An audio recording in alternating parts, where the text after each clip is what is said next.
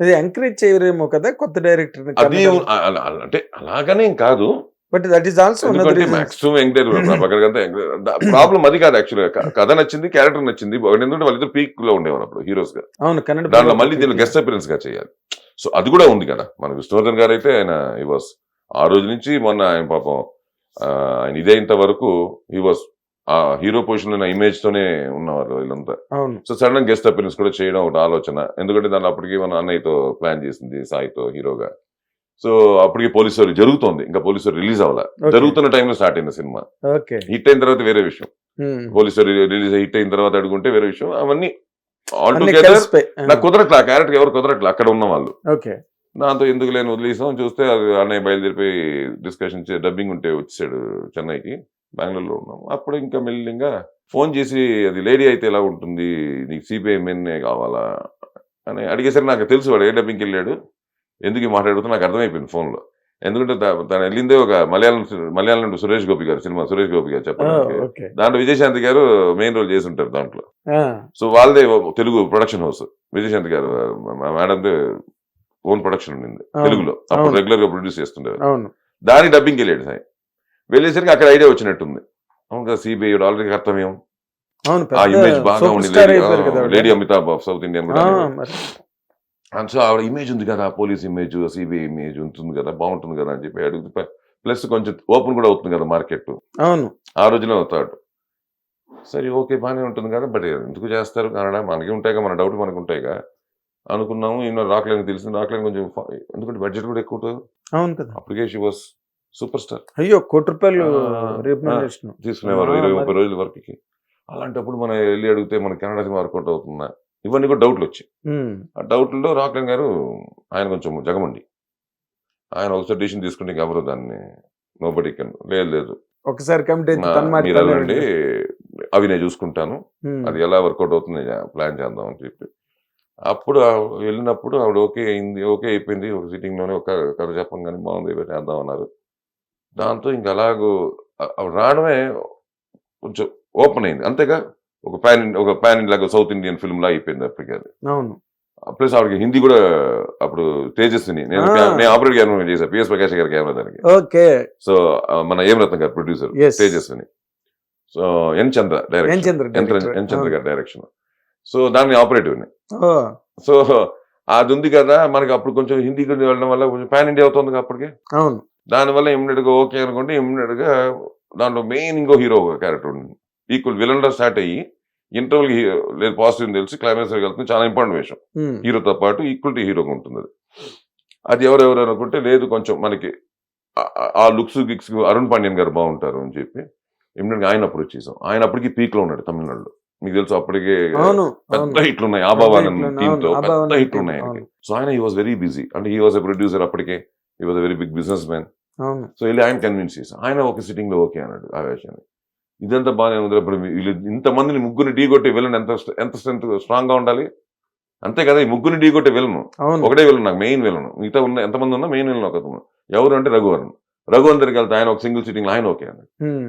So ఆయన అప్పటికి Hindi image అవును. విపరీతంగా చాలా ఉంది. మంచి ఫైల్‌లో ఉన్నాడు యెస్. రఘువరన్ గారు. ఆ రోజుల్లో ఇది 4 లాంగ్వేజ్‌లో 5 లాంగ్వేజ్‌లో మలయాళం రిలీజ్ అయిన సినిమా. అంటే ఆ రోజుల్లోనే పాన్ ఇండియన్ ఫిల్మ్ ఇది. 96లోనే. 96లో. 96లోనే it's pan Indian film. Cinema title ఏంటి? ఆయుధ. ఆయుధ. ఆయుధ. ఎగ్జాక్ట్. హ్మ్. కన్నడలో ఆయుధ, తెలుగులో కూడా ఆయుధం అని పెట్టినట్టు. తెలుగులో ఇది some CID CBCID. CBCI. Yes CBCID. తమిళ్లో ఏమో ఏదో సిబిఐ, వైజయంతి సిబిఐ. ఆ! ఇలాగ అక్కడంతా విజయశాంతి గారి పేరు లేకపోతే నడవదు. అవును. అవును. ఇక్కడ నుంచి హీరోల సినిమాలు డబ్ అయినప్పుడు కూడా అవును. బాలకృష్ణ గారి సినిమా అవును, రౌడీ అవును, ఇన్స్పెక్టర్ డబ్ అయితే గిప్పురోలు అని అయ్యాయి కదా. మళ్ళీ మా ఆవిడ మీద వేరేగా యాక్షన్ పార్ట్ తీసి అవును. ఆటో రాణి అని చెప్పి title announce rowdy inspector rowdy కదా. Rowdy inspector. అవును రౌడీ ఇన్స్పెక్టర్ కరెక్ట్. ఆవిడ మీద ఇంకో ఫైట్ ఒకటి తీసి జాయిన్ చేసి ఆటో రాణి పెడితే గానీ అది అవలేదు. పెద్ద హిట్ అప్పుడు అది అవును తమిళ్లో. అవును. ఆవిడ ఇమేజ్ అలాగ ఉంది అప్పుడు. అలాగే డైరెక్షన్ లో కూడా రావడం అది ఒక పెద్ద సినిమా అవడం రెస్పాన్సిబిలిటీ విపరీతంగా పడ్డం నా మీద. ఉమ్. నేను ఫస్ట్ సినిమా అంత పెద్ద స్పాన్ ఉండే ఫిల్మ్ అంత పెద్ద యాక్టర్స్ ని హ్యాండిల్ చేయడం. అంతమంది actors. I was two young అవును. అప్పుడు టెండర్ ఏజ్. అలాగే ధైర్యంగా చేసేసి అది మంచి బ్యూటిఫుల్ అవుట్పుట్. దానివల్ల రాక్లైన్ బ్యానర్ ఎక్కడికో నిలబడడం. ఆ సినిమాతోనే చాలా మంచి, అప్పుడు కొంచెం ఆయన 2 సినిమాలు దెబ్బ తగిలి, ఆ ముందు సినిమాలు దెబ్బలు తగిలి, దానివల్ల కొంచెం ఫినాన్షియలీ చిన్న లాస్ లో ఉన్నాడు. అవన్నీ కవర్ అయిపోవడం, అక్కడి నుంచి మీకు తెలుసు మొన్నటి వరకు బజరంగి భాయిజాన్ కూడా అదే బ్యానర్ రాక్లైన్ ప్రొడక్షన్స్ ప్రొడ్యూస్ చేసి, ఎక్కడికో వెళ్ళిపోయింది రాక్లైన్ ఇవాళ రేపు రాక్లైన్ తమిళ ప్రొడక్షన్ సూపర్ స్టార్ అంతా చేశాడు, పెద్ద బ్యాండ్ ఆయన. చాలా మంచి క్రేజ్ వచ్చేసింది. మంచి ఫ్యామిలీ ఫ్రెండ్, సన్నిహితుడు. అలా డైరెక్షన్ అనేది స్టార్ట్ అయింది. ఇంకా అప్పుడు ఓహో this is the where I want, అది నచ్చింది నాకు. అంతే, ఇంత ట్రావెలింగ్ లో ఇంత గొడవ పడితే గానీ నాకు నచ్చింది, మీకు నచ్చింది అంటే నేను డైరెక్షన్ లోకి వెళ్ళిపోవాల్సింది బిగినింగ్ లోనే. అలా కాకుండా కొంచెం అలా రౌండ్ కొట్టి టెక్నికల్ ఇదంతా మళ్ళీ మీకు హెల్ప్ అయింది కదా, ఎక్స్పీరియన్స్ అదిగా వెళ్ళిపోతుంది. నిజమే, ఆ డైరెక్షన్ చేయడానికి నాకు ఎవరి దగ్గర పని చేయలే, ఏకలవ్య శిష్యునే. ఒక విధంగా చెప్పాలంటే గురువు గారు దాసనారాయణరావు గారికి, రవిరాజ ప్రిన్సిపల్ గారికి నేను ఏకలవ్య శిష్యుని అప్పటి నుంచి చెప్తుంటాను నేను. అవును, గురువు గారిది ఏంటంటే మరీ సింహం ఉన్నట్టుంటుంది స్పాట్ లో. అవును, రవిరాజ గారిది ఏంటంటే ఆయన సైలెంట్ గా ఉంటాడు కానీ అందరూ స్టైలిష్. ఒక డైరెక్టర్ స్పాట్ లో ఎంత స్టైలిష్ గా ఉండాలో ఆయన చూసి నేర్చుకున్నాం. ఎంత స్టైలిష్ గా ఉండొచ్చు ఒక డైరెక్టర్ అన్నది రవిరాజ గారు. ఇంకా మీకు కమిట్మెంట్, డిటర్మినేషన్, అసలు ప్రతి దానికి వాల్యూ, షార్ట్ వాల్యూ, ఎందుకు ట్రాలీ వేయాలి, కూడా ట్రాలీ ఉంటాయి, క్రేన్ ఉంటాయి, స్టడీ క్యామ్ ఉంటాయి, అన్ని ఉంటాయి మీకు తెలుసు స్పాట్ లో. దేనికి ఎది యూజ్ చేయాలి, దేనికి ఎందుకు కెమెరా, ఇవన్నీ ఎందుకు కెమెరా కదలాలి, ఎందుకు పైనుంచే రావాలి, ఎందుకు కింద నుంచే పైకి వెళ్ళాలి, ఇవన్నీ గురువు గారి దగ్గర అక్కడ ఆయన నేర్పేయక్కర్లే, మనం చూస్తేనే చాలా నేర్చుకుంటూ వెళ్ళాలి. అవును, మొన్న కూడా చోటా కెన్నడి గారు ఏదో ఇంటర్వ్యూలో చెప్పారు, ఆ షార్ట్ ఒక ట్రాలీ షార్ట్ పెట్టారంటే అది ఎందుకు పెట్టారు అన్నది ఆయన ఒక అర్థంతో పెడతారు. ఊరికే ఇప్పుడు ఇవాళ రేపు ట్రాలీ అందరూ వాడేస్తున్నారు, but they do not know the meaning of that trolley short ఎందుకు పెట్టారు.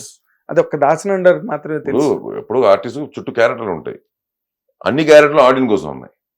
సో ఆడియన్ పాయింట్ ఆఫ్ వ్యూలో ఉంటాయి కొన్ని, క్యారెక్టర్ పాయింట్ ఆఫ్ వ్యూలో కొన్ని ఉంటాయి, డైరెక్టర్ పాయింట్ ఆఫ్ వ్యూలో కొన్ని ఉంటాయి.